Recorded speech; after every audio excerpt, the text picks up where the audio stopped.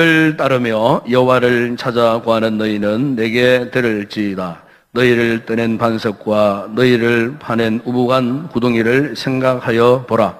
너희 조상 아브라함과 너희를 낳은 사라를 생각하여 보라. 아브라함이 혼자 있을 때에 내가 그를 부르고 그에게 복을 주어昌盛하게 하였느니라. 나 여호와가 시온의 모든 황폐한 곳들을 위로하여 그 사막을 에덴 같게 그 광야를 여호와의 동산 같게 하였나니 그 가운데에 기뻐함과 즐거워함과 감사함과 창화하는 소리가 있으리라. 아멘. 대개 세상을 어떤 눈으로 바라보는가? 그 세상을 바라보는 이 관점을 따라갖고 여러 부류의 사상을 가진 사람들이 있습니다. 이를테면은 눈에 보이는 것보다 더 아름답고 밝게 세상을 바라보는 사람들이 있습니다. 우리 이런 사람들이 그래서 낭만주의자, 이상주의자라고 그렇게 부르게 됩니다. 또 눈앞에 보이는 세상의 모습만 바라보고 그 세상에서 어쨌든 살아보려고 현실에 집착해서 남으려고 애쓰는 사람들이 있습니다. 이런 사람들이 그래서는 현실주의자라고 그렇게 말합니다. 반면에 현실에 높은 담이 있어요. 수많은 장애물들이 있어요. 그래서 때로는 도저히 그 장애물을 건너지 못하여 모든 것을 이제 포기하고픈, 그래서 보편적인 그런 가치조차도 의심하고 부정하고 부인하는 사람들이 있습니다. 우리는 이런 사람들이 그래서 회의주의자, 허무주의자라고 그렇게 부릅니다. 요즘 우리 시대 참으로 힘들고 어려운 그런 상황 속에 있습니다. 수많은 사람들이 참으로 살아가기가 힘들다 그렇게 이야기들을 합니다. 어떤 계획을 가지만은 계획대로 일이 잘 되지 않고 내 뜻대로 어떤 일을 이루고자 하지만은 내 뜻대로 일을 이루지 못하고, 그래서 수많은 사람들이 절망하고 실패하고, 그래서 요즘 우리 주변을 둘러보게 되면은 이런 상황을 만나기 때문에 현실을 비관하고 회의주의에 빠지고 허무주의에 빠지는 이런 분들이 사실 오늘 우리 사회 속에 많습니다. 우리가 이 세계 역사의 흐름을 보게 되면은 14세기, 16세기 르네상스 시대에 소위 문의 부흥 시대가 있었습니다. 이 시대를 거쳐서 18세기에 계몽주의 시대가 도래합니다. 그런데 이 14세기에서 18세기까지 이렇게 문화 예술이 부흥하는 그런 시기들을 거치고, 그리고 새로운 세계를 사모하는 이 계몽주의 시대를 지나면서 그때는 수많은 사람들 가운데에 낭만주의자들이 많이 생겼습니다. 그리고 예술을 하더라도 미술가들 가운데서도 낭만주의 미술가들이 있고, 음악을 하더라도 낭만주의를 지향하는 그런 음악가들이 나왔습니다. 그래서 그들은 한결같이 앞으로 세상이 더욱더 잘 되면은 그야말로 이 지상에 유토피아가 건설될 것이다. 다시 말하면은 이상향의 나라, 이상적인 나라가 반드시 이 땅에 세워질 것이다 하는 그런 꿈과 소망을 가지고 있었습니다. 그런데 19세기, 20세기에 딱 들어왔는데, 20세기 바로 이 1900년대 아닙니까? 그때에 미래에 대한 꿈과 이상을 포기하게끔 하는 전쟁이 두 차례가 일어났습니다. 그게 이제 세계 1차 대전, 2차 대전에 일어나잖아요. 그러니까 인류가 얼마 전만 하더라도 유토피아를 꿈꾸고 있었는데 두 차례의 큰 세계의 대전을 경험하고서는 모든 인류들이 절망을 하게 되었습니다. 그러면서 이제 20세기 이제 모던 시대라고 말하죠. 현대주의 시대를 이제 지나게 됩니다. 물론 이 시기는 과학이 고도로, 산업이 고도로 발달하는 그런 시기였습니다. 그래서 눈으로 보이는 경제적인 어떤 이득만 남기고 경제적으로는 모두가 다 잘 살게 되었어요. 그러다가 이제 21세기에 적어 들어와서요. 바로 오늘 우리의 시대를 말하는 겁니다, 지금. 그래서 오늘 우리의 시대를 후기 현대주의, 포스트 모던 시대라고 그렇게 이야기를 합니다. 이 포스트 모던 이 시대, 현대, 후기 현대 이 주위에 살고 있는 이 시대의 특징이 뭔 줄 아십니까?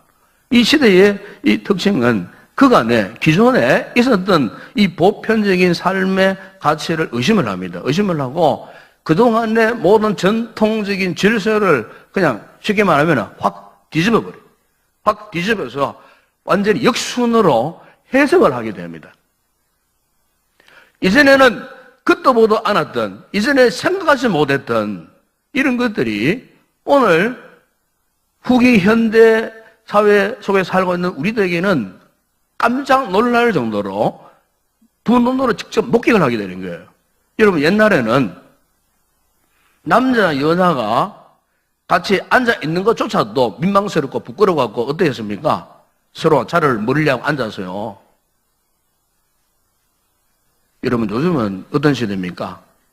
남자끼리 살고 여자끼리 사는 시대입니다.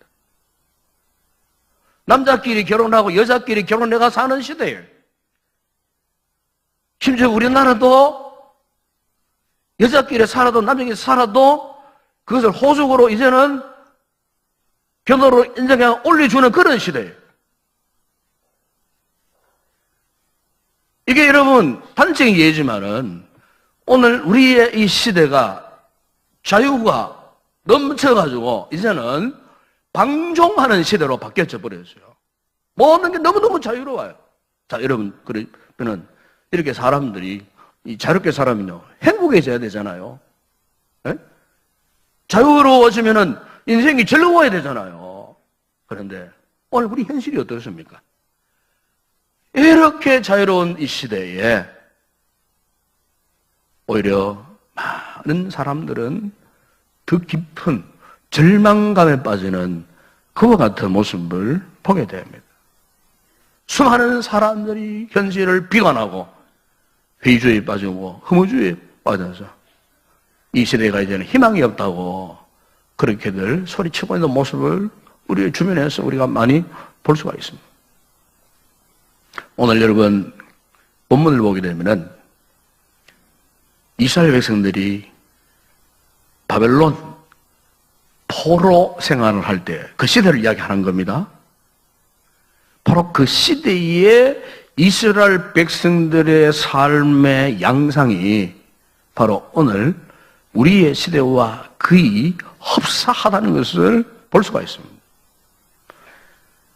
그들이 지금 바벨론 땅의 포로로 끌려가서요. 그들의 오직 하나의 남은 여망은 꿈에도 다시 그들의 옛 땅 시온 성을 향하여 예루살렘 성으로 복귀하여 바벨론에서 해방되어가지고 자유의 몸으로 이제 그들의 고토, 옛날에 자신들의 고향 땅 예루살렘으로 가서 살아가는 것, 이것이 단 남아있는 한 가지 소망이었어요. 그런데 그들이 기다리고 기다려도 그와 같은 예루살렘으로 갈 여망이 보이지 않는 거예요. 언제쯤 우리가 예루살렘으로 갈 수 있는가? 시온 성으로 갈 수 있는가? 아무리 생각해봐도 소망이 보이지 않는 거예요. 희망이 보이지 않는 거예요. 들려오는 소문은 예루살렘 성은 다 회파되고 불타버리고 성곽은 다 무너져 버리고 거기에 들짐승들이 사는 짐승들의 소굴이 되어버렸고 사막처럼 황폐해졌다는 참으로 참담한 소식만이 지금 바벨론에 포로에 살고 있는 이스라엘 백성들에게 들려오는 거예요. 도대체가 희망이 없는 무너진 예루살렘을 언제 재건할 것이며 성전을 언제 세울 것이며 생각해보니 도저히 그것은 불가능해지기만 했다는 겁니다. 희망이 전혀 없는. 조금 전까지만 하더라도 곧 이제 우리가 우리 고향으로 돌아갈 것이다. 우리의 고국으로 돌아갈 것이다.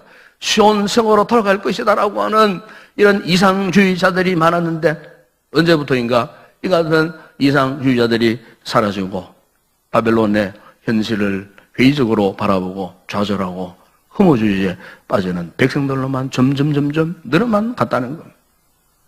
결국 이렇게 해방을 기대하는 하나님의 백성들은 적어지고 새 시대를 향한 꿈이 사라져갈 이 급박한 이 시점에 하나님께서요 선지자 이사야를 이스라엘 백성들에게 보내시는 겁니다. 바로 이것이 이사야서입니다. 이사야서.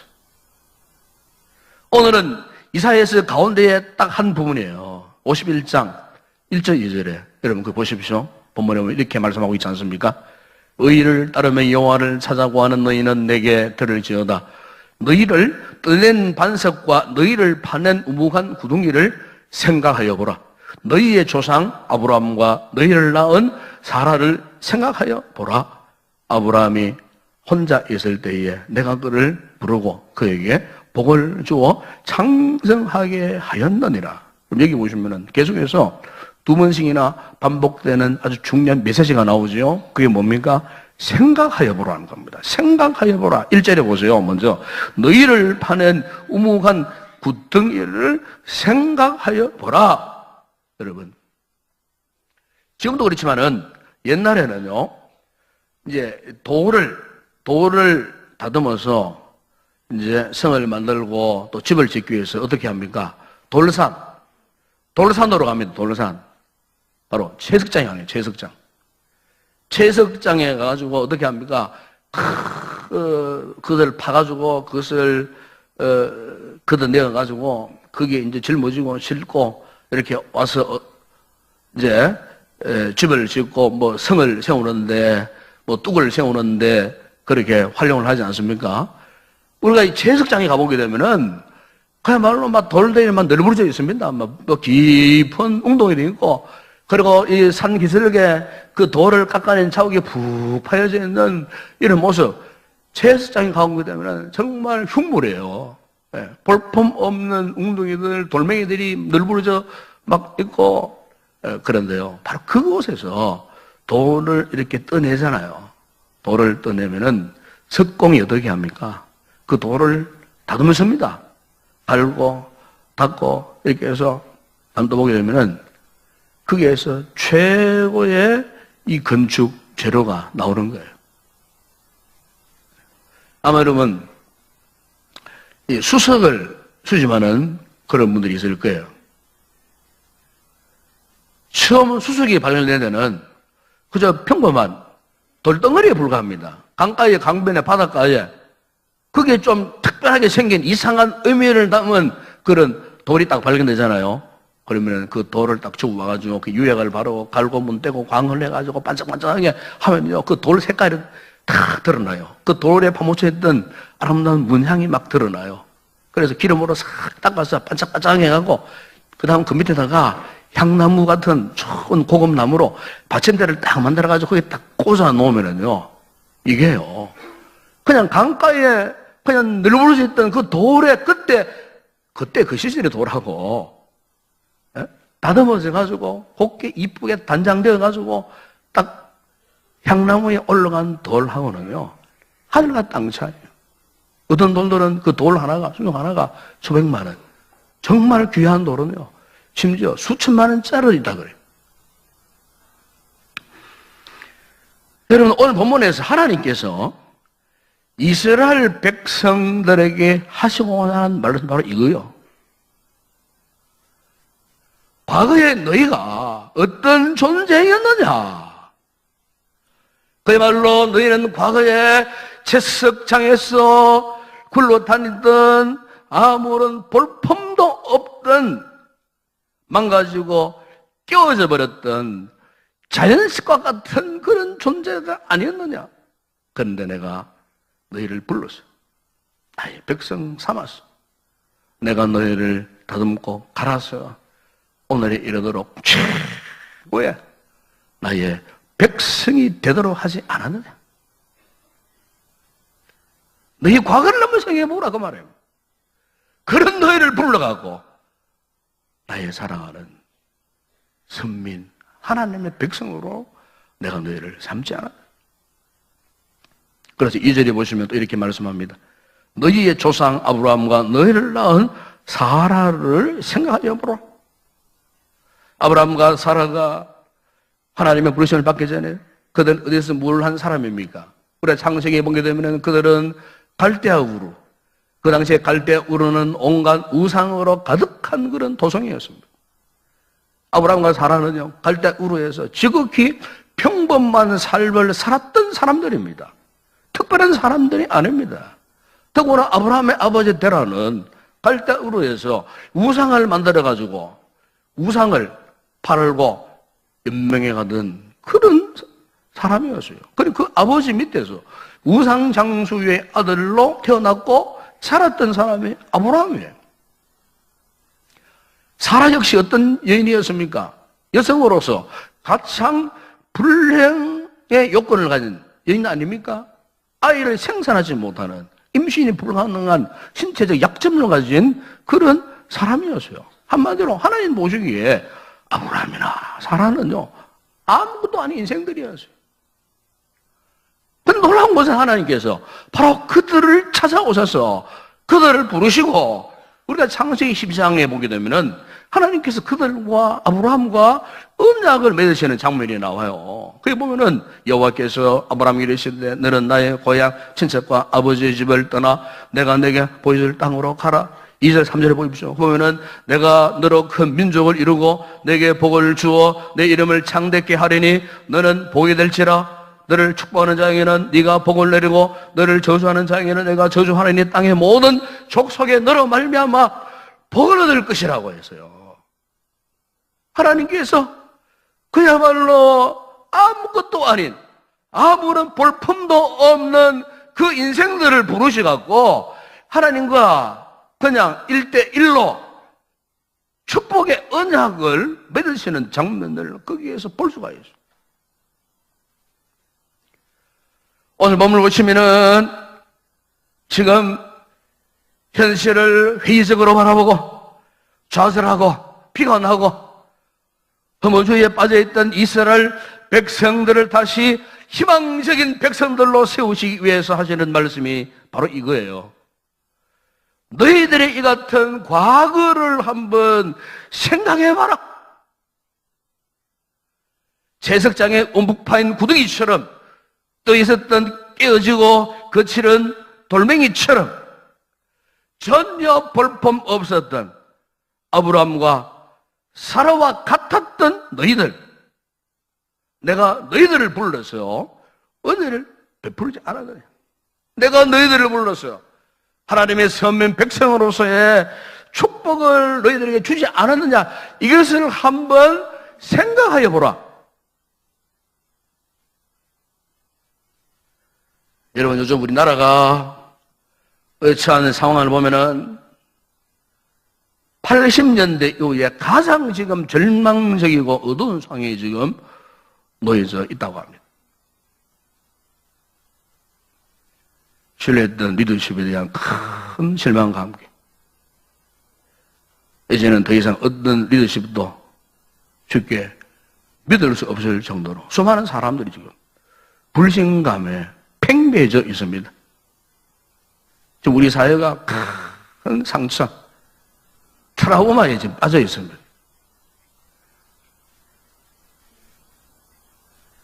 비관하는 분들이 여기저기 고개를 들고 일어나고 있습니다. 수많은 사람들이 회의적이고 허무주의에 지금 빠져 있습니다. 더 이상 이제 누구도 믿지 못하겠다는 겁니다. 반성도 없고 오직 자기 주장, 변명만 일삼고 거짓말만 하고 끊임없는 이념 전쟁, 당파 싸움만 지속되고 있을 뿐. 얼마 전만 해도 우리나라가 경제 대국이고 이제 이렇게 나가면은 곧 이제 우리 민족이 통일될 것이다. 통일 대한민국의 꿈. 이런 것들이 사라지는 건 아닌가. 이제는 점점 멀어지는 것 아닌가 할 정도로 정말 우리 모두가 참 불안에 휩쓸릴 만한 이런 상황 속에 지금 우리가 놓여져 있습니다. 그러나 여러분, 바로 같은 상황 속에서 지금 우리가 생각해야 할 것이 무엇이겠습니까? 여러분, 지금부터 100년 전만 좀 거슬러 올라가 봅시다. 100년 전. 더도 말고 100년 전만. 그러니까 1900년대 초. 사실 그때 우리나라가요, 국권을 잃어버리고 일제의 식민지 작업이 한창이던 때였습니다. 민족의 운명이 죽어가던 그런 때였습니다. 근데 놀라운 것은요, 하나님께서 바로 그때에 우리 민족에게 복음을 주신 겁니다. 한일 강제 병합이 체결되던 해가 1910년도 아닙니까? 그런데요, 이 같은 절체절명의 위기가 있던 그 시기에 3년 전에 1907년도에 평양 대부흥운동이 일어났습니다. 성령의 불덩어리가 절체절명의 위기 속에 있던 우리 민족 한복판에 성령의 불이 떨어졌어요. 회개와 변화의 역사가 일어났습니다. 불과 그 당시에 기독교 인구는 10만 명도 채 안 되던 그런 시기였습니다. 성령의 불이 평양 도성을 완전히 불태워버렸습니다. 아니, 전국을 불태워버렸습니다. 전국의 수많은 그리스도인들이 평양으로 몰려왔습니다. 그때 외쳤던 캐치프레이가 뭔 줄 아십니까? 100만 영혼 구령운동을 일으켰습니다. 100만 영혼. 10만도 안 되는 이 땅의 크리스찬들이, 우리의 선조들이, 신앙의 선조들이 그 암울한 시대에, 일체의 강점기에 지났던 그런 시기에 100만 영혼 구령운동을 일으켰다는 겁니다, 여러분. 절망하지 않고, 비관하지 않고, 희망의 메시지를 백성들에게 민족적으로 선포하게 되었다는 겁니다, 여러분. 바로 작년 12월 달에 우리 종교 인구가 발표되어졌는데, 우리 개신교 인구가요, 거의 1000만에 가까운 인구로 그렇게 밝혀졌어요. 우리 한국교회의 이 1000만이라고 하는 이 기초가 어디에서 시작되어졌느냐? 바로 우리 선조들이 일제강점기 민족적인 그 절망의 순간에 절망하지 않고 비관하지 않고 100만 영혼의 그 구원을 위해서 외치고 선포했을 때에 그 힘, 그 에너지가 여러분 우리 민족 자긍심을 세워 그 같은 일제의 압제 속에서 민족적인 위기 속에서도 굴하지 않고 자주 독립을 외치고 그리고 근대화를 이루고 한강의 기적이라고 하는 경제 대국으로 세워지고 오늘에 이르도록 우리 민족이 역사의 그 질고 수없는 혼란의 수밖에 속에서도 우리 민족이 좌절하지 않고 굳굳하게 세워졌던 그 원인, 그 근간, 바로 그것은요, 바로 하나님을 모시고 있었던 우리의 신앙의 선조들이 절망하지 않고 소망을 가지고 믿음으로 전진했을 때 이룬 놀라운 열매 아니겠습니까, 여러분? 저는 그렇게 믿습니다. 무슨 말입니까? 우리 민족의 생명이 꺼져가던 그때에 하나님께서 우리에게 주셨던 그 놀라운 은혜를 우리가 이 시대, 이 시점에서 한번 생각해보자, 그 말입니다. 생각해보자. 1958년도에 6.25 전쟁이 휴전이 된 지 한 5년이 지났을 때에 사상계라고 하는 유명한 잡지가 발간되었습니다. 전쟁 발발 8년째고 휴전된 지 5년 차에 이제 이 책이 발간되었는데, 그게 유명한 함석헌 선생이 올린 그 글이 하나 있습니다. 그 글 제목이 뭐냐면은 생각하는 백성이라야 산다 하는 그런 제목을 가진 글이었습니다. 제가 그 내용을 다 일일이 읽어드리지 못하지만은 그 한 일부분을 제가 소개해드리면은 그분이 쓴 글 가운데에 이런 내용이 있습니다. 나라가 온통 잿더미가 되고 시체더미로 만들었던 6.25 전쟁 5년이 지나도록 우리는 그 뜻을 깨닫지 못하고 있다. 역사의 뜻을 깨달은 국민이라면은 이러고 있을 리가 없다. 역사적 사건이 깨달음이 되는 순간 그것은 지혜가 되고 힘이 되는 법이다. 하나님은 이 모든 사건을 통해 당신의 뜻을 나타내신다. 이 뜻을 깨닫지 못하면 좀 지나친 표현입니다만은 개요, 돼지다. 영원히 멍에를 메고 맷돌질하는 당나귀가 될 뿐이다. 당시에 이 함석헌 선생은 유명한 사학자요, 철학자요, 그리고 우리와는 좀 신학이 조금 다른 퀘이크 교도였습니다. 무교의주의자였습니다. 그래도 하나님을 신뢰하는 신앙의 사람이었습니다. 왜 그분이 이런 글을 썼는가 하면은 그 당시에 전쟁으로 온 나라가 잿더미가 된 그 상황 속에서도 전혀 반성할 줄도 모르고 여전히 오늘날처럼 이념 전쟁이나 하고 붕당 정치에만 의미 없었던 그 나라의 그 정치 지도자들, 그리고 그 잘못된 길을 추종하는 미련한 백성들 향해서 민족의 혼을 깨우치기 위해서 그가 이 같은 글을 기고했다는 거예요.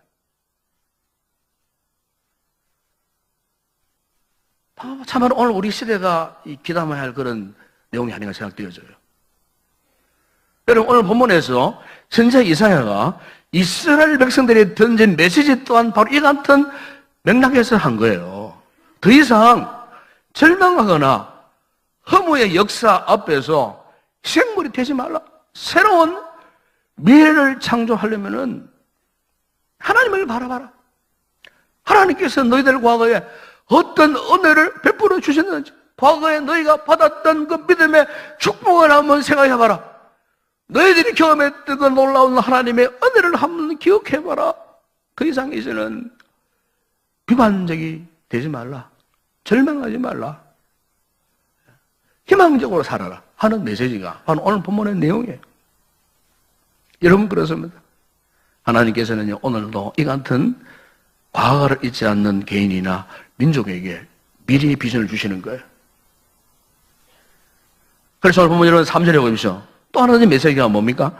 나 여호와가 시온 내 모든 황폐한 곳들을 위로하여 그 사막을 에덴 같게 그 광야를 여호와의 동산 같게 하였나니 그 가운데에 기뻐함과 즐거움과 감사함과 창화하는 소리가 있으리라. 여러분, 이 말씀은 황폐해져 있던 예루살렘, 죽음과 기근, 각종 질병과 가난에 온갖 고생을 하던 당시 하나님의 도성 시온 성에 살고 있던 이스라엘 백성들에 대한 회복의 비전을 지금 하나님께서 약속하고 계셨다는 것입니다.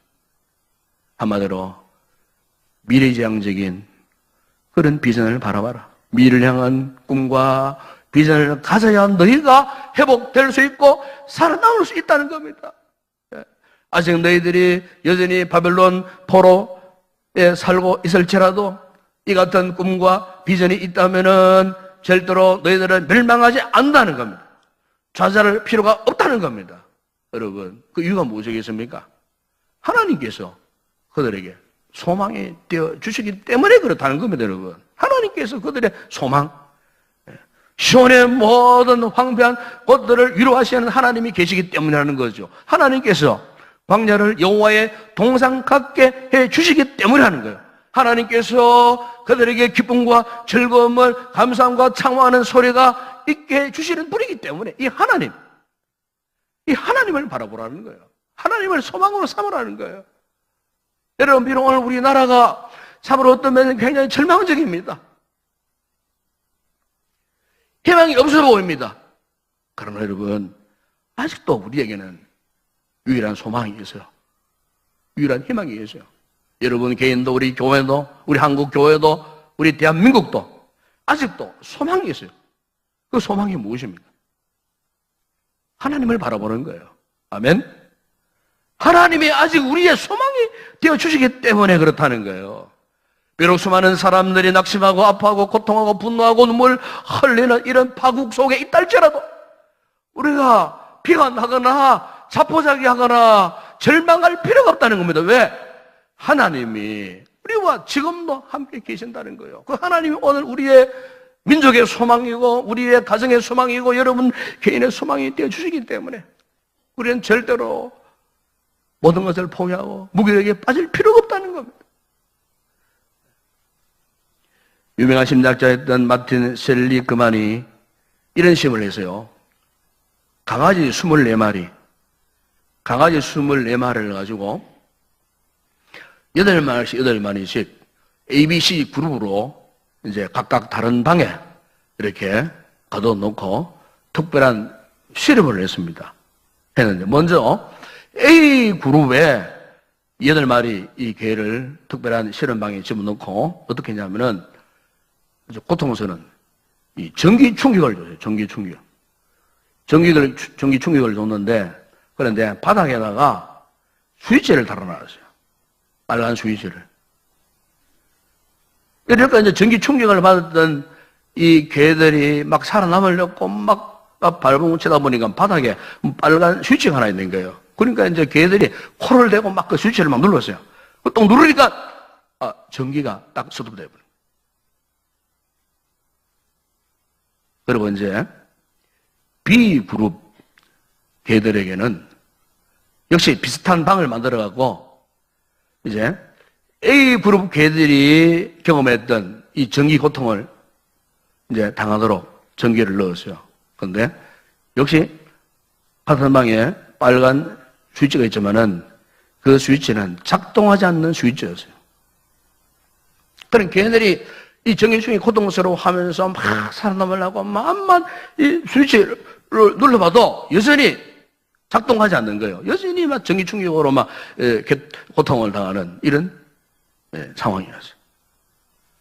그리고 마지막 C그룹 개들에게는 아무런 전기 고통을 가하지 않는 편안한 방에다가 집어넣었어요. 그리고 이 세 그룹의 개를 24시간 동안 머물리게 하다가 그 다음 날에는 같은 방에 24마리를 한꺼번에 다 집어넣었어요. 그리고는 이 실험자 어떻게 했냐면은 전기 충격을 줬어요. 전기 충격을 딱 줬는데 그리고 충격받을 때에 고통을 당하면은 도망가라고 옆에다가 통로도 하나 만들어 놨어요. 구멍을 뚫어 놨어요. 전기 충격이 딱 들어오니까 먼저 A그룹에 있었던 개들의 반응은요. 깜짝 놀라면서 막 발버둥 치다가 딱 보니까 옆에 피할 수 있는 통로가 딱 보이는 거예요. 8명 통로 쪽으로 다 도망가 버렸어요. C그룹 이 개들은 한 번도 이 전기 충격을 경험하지 못한 개들이잖아요. 근데 갑자기 뭔가 몸이 찌릿찌릿하다 고통스러우니까 막 이 개들도 발버둥 치다가 보니까 통로가 있는 거예요. 역시 통로로 8마리가 쫙 빠져 도망가 버렸어요. 그런데 문제는 B그룹의 강아지들이었어요. 그들이 처음에 실험했던 방은 전기 충격이 왔을 때에 작동하는 그 스위치를 막 누르는 이런 경험을 한 거예요. 그런데 바로 이 방에서도 전기 충격이 와도 이 강아지들이 통로가 보여도 도망갈 줄 모르는 거예요. 그냥 아예 포기 상태예요. 다시 말하면 나는 이 전기 충격에 대해서 아무것도 할 수 없는 존재다. 내가 아무리 노력해도 이 전기 충격에서 벗어날 수 없다. 아예 비관 안 하고 좌절하고 다 포기해버리고 온몸을 벌벌 떨면서도 고통을 당하면서도 그 전기충격이 일어나는 그 방에 그냥 그대로 그냥 머물러 있다라는 겁니다. 머물러 8마리가 그냥 그대로 머물러 있다라는 겁니다. 바로 이 심리학자가요, 이것을 두고 심리학 용어를 하나 만들었어요. 그게 뭐냐면은 학습된 무기력이라고 했어요. 학습된 무기력. 그래, 무기력도요, 자꾸 학습이 되어지면은 정말로 무기력한 삶을 산다고 합니다. 동물, 개들 놓고 할 뿐 아니고, 사람 역시도 마찬가지라는 거죠. 사람 역시도. 네. 계속해서 무기력의 상태가 지속되어 보세요. 삶을 포기하고 절망하고 뼈가 내버리고 더 이상 비전도 없고 소망도 없고 그냥 모든 것을 포기하는 상태에 빠져버린다 그 말이에요. 의기소침해지고. 사역은 오늘 우리가 우리의 주변이 아무리 힘들고 어려워도 우리는 절대로 우리 성도들은요, 우리 믿음의 사람들이잖아요. 예? 하나님을 의지하는 전능하신 하나님을 바라보는 믿음의 사람들 아닙니까? 이런 우리들이 절대로 영적으로 이와 같은 상태에 빠지면 안 돼요. 이 8마리의 B그룹의 이 강아지들처럼 이런 상태에 빠지면 안 된다 그 말입니다. 우리의 삶의 모습, 자세와 태도가 절대로 저 하나님을 모르는 세상 사람들처럼 뭐 끄떡하면은 분도하고 주먹쥐고 뭐 이렇게, 그 시간에 우리는 누구를 바라봐야 하겠습니까? 하나님을 바라봐야 하는 거예요. 하나님을 나의 소망으로 삼고, 아무리 이 세상이 캄캄하고 어두운 질곡을 헤쳐들어가는 터널 같다 할지라도 여러분, 우리 성도들은, 믿음의 사람들은 하나님을 바라보자는 겁니다. 오늘 본문에 하나님께서 이사야를 통하여서 이스라엘 백성들에게 요구하는 교훈이 바로 이겁니다. 비록 너희들이 바벨론 포로 생활에 절망적인 그런 상황이지만 너희들은 더 이상 절망하지 마라. 생각하여 봐라. 내가 과거에 너희들에게 어떤 은혜를 베풀고 어떤 상황에서 너희들을 나의 백성으로 삼았고 너희들에게 어떤 축복을 주었느냐. 이 은혜를 기억하고 이 은혜를 생각하여 보고, 현실이 아무리 답답하고 괴롭고 절망적이다 할지라도 비관하지 말고 뒤로 물러서지 말고 희망을 가져라. 소망을 가져라. 아멘. 시편 60편 5절에 다윗도 고백했습니다. 나의 영혼아 잠잠히 하나님만 바라라. 물은 나의 소망이 그로부터 나오는도다 그랬습니다. 로마서 15장 3절에 사도 바울도 고백합니다. 소망이 하나님의 모든 기쁨과 평강을 믿음 안에서 너희에게 충만하게 하사 성령의 능력으로 소망이 넘치게 하시기를 원하노라.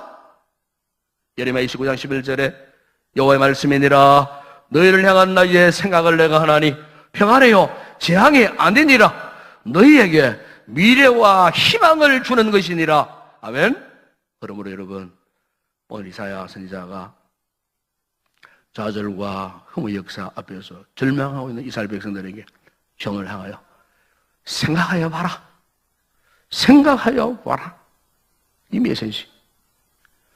우리 성도들이 과거에 내가 받았던, 과거에 우리 민족이 받았던 하나님의 은혜와 축복, 이것을 기억하고 더 이상 우리가 비관하거나 절망하지 말아야 할 줄로 믿습니다.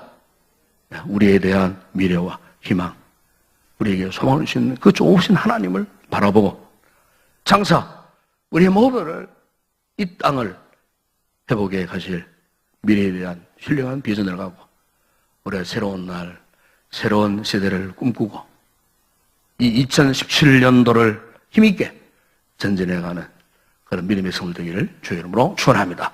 기도하겠습니다. 우리 아버지 하나님 감사합니다.